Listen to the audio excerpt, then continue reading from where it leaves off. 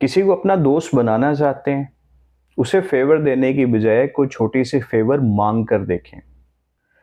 1969 में रिसर्चर्स ने एक एक्सपेरिमेंट किया।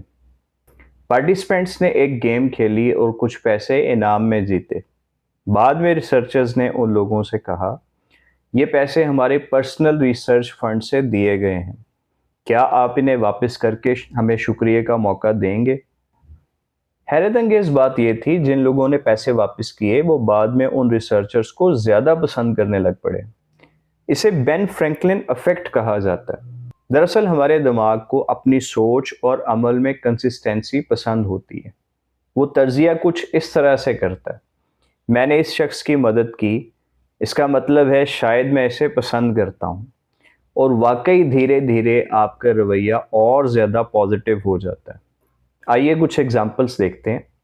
मैनेजर्स बाज़ दफ़ा अपनी टीम से इनपुट मांगते हैं जो उनकी सेंस ऑफ ओनरशिप और एंगेजमेंट को बढ़ा सकती है।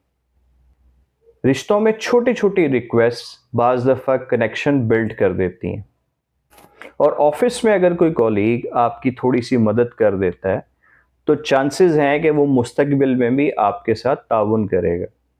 तो अक्सर औक़ात हम उन लोगों की मदद करते हैं जिन्हें हम पसंद करते हैं, लेकिन बाज़ दफ़ा किसी को पसंद करना उसकी मदद करने का नतीजा भी हो सकता है।